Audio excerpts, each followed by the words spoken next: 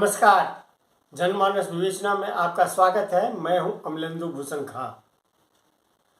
आज हम चर्चा करेंगे मुस्लिम राजनीति की। ऐसे तो कांग्रेस पार्टी मुसलमानों को लेकर के बदनाम है। प्रधानमंत्री जब मनमोहन सिंह थे, उन्होंने अपने संवाददाता सम्मेलन में खुलेआम कहा था कि इस देश में किसी भी चीज़ पर सबसे पहला हक मुस्लिमों का है। लेकिन कांग्रेस पार्टी मुस्लिम वोटर जो है वो कांग्रेस पार्टी को मतदान नहीं करते हैं, जबकि शुरू से ही कांग्रेस मुसलमानों के प्रति अपनी सिंपैथी रखी हुई है। चाहे वो इंदिरा गांधी का शासन हो, राजीव गांधी के शासन हो, जवाहरलाल नेहरू का शासन हो, या फिर नरसिम्हा राव का शासन हो, या मनमोहन सिंह का शासन हो। यानी एक आम नागरिक की तरह जो सुविधाएं मुस्लिमों को मिलनी चाहिए, उससे ज़्यादा सुविधाएं मुस्लिमों को दी जाती रही है। फिर भी मुसलमान जो है वो कांग्रेस पार्टी को पिछले कुछ 30 वर्षों से वोट नहीं देते हैं। आप बोलिएगा कैसे? मैं बताता हूँ। इस देश में लगभग 20 करोड़ आबादी मुस्लिमों की है। अब बिहार में मुसलमान आरजेडी को वोट करते हैं। बिहार में आरजेडी को मुसलमान वोट करते हैं, कांग्रेस पार्टी को नहीं। मुस्लिम वोट के दम पे आरजेडी सबसे ज़्यादा सीटें पाती है विधानसभा चुनाव में।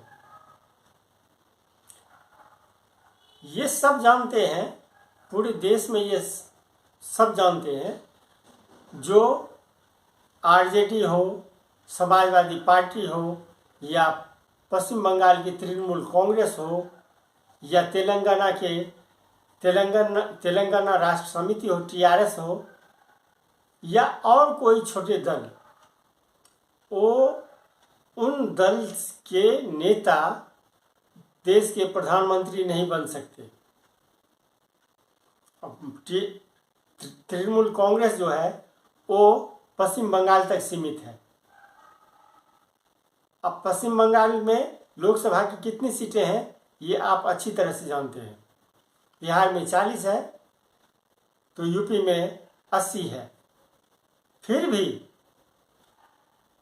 यूपी हो, बंगाल हो या बिहार हो, इन राज्यों के मुस्लिम मतदाता जो है वो कांग्रेस को कभी वोट नहीं डालते,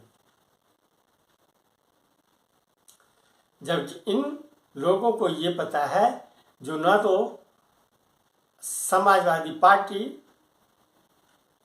केंद्र की सत्ता में काबिज हो सकती है, बिहार की राजद राष्ट्रीय जनता दल केंद्र के सत्ता में काबिज नहीं हो सकती, या पश्चिम बंगाल की तृणमूल कांग्रेस केंद्रीय सत्ता में काबिज नहीं हो सकती। लेकिन मुस्लिम आबादी जो है वो इन पार्टियों को ही वोट करती है आबादी। अब इन पार्टियों के, इन राज्यों के मुस्लिम आबादी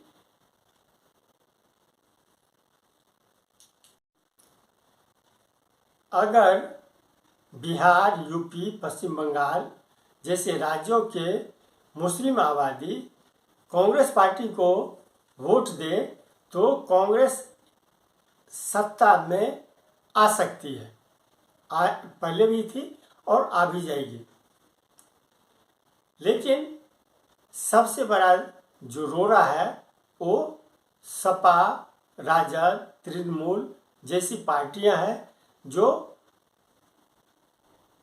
कांग्रेस को मजबूत नहीं होने देती। ये मुस्लिम वोटरों के कारण कांग्रेस इन राज्यों में कमजोर होती गई।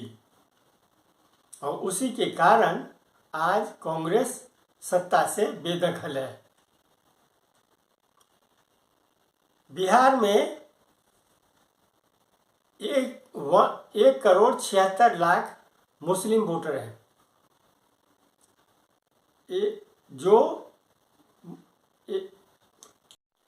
बिहार में 1,76,00,000 मुस्लिम आबादी है, जो राज्य के 16% हिस्सेदारी है। 16% मुस्लिम आबादी की हिस्सेदारी है। उसी तरह यूपी में 4 करोड़ मुस्लिम आबादी है। ये मुस्लिम आबादी जो है यूपी की, उसमें 20% मुस्लिमों की भागीदारी है। पश्चिम बंगाल में 2.47 करोड़ आबादी है। ये कुल आबादी का 27% हिस्सा है। दिल्ली में 21,59,000 मुस्लिम आबादी है, जो 12.86% है। तेलंगाना में 12.7% जो आबादी है वो मुस्लिमों की है। और ये आबादी, मुस्लिम आबादी जो है तेलंगाना में 40% विधानसभा क्षेत्रों में कब्जा मुस्लिमों का है। 40% विधानसभा सीटों पर मुस्लिम आबादी का कब्जा है। अगर ये आबादी, मुस्लिम आबादी जो है, मुस्लिम मतदाता जो है, वो कांग्रेस पार्टी को वोट दे तो केंद्र में, अब राज्य में कि किस पार्टी को वो वोट दे ये खुद डिसाइड करे, लेकिन अगर केंद्र में कांग्रेस पार्टी को मुस्लिम आबादी जो है, मुसलमान जो है, ये वोट दे तो कांग्रेस सत्ता से कभी बाहर नहीं जा सकती। कर्नाटका में भी मुस्लिमों की खासी आबादी है, लेकिन वो वोट जो है वहाँ जनता दल एस और अन्य छोटे छोटे दलों को दिए जाते हैं। इसलिए यह नहीं कहा जा सकता कि मुसलमान बीजेपी को अप्रत्यक्ष रूप से मदद नहीं कर रही है।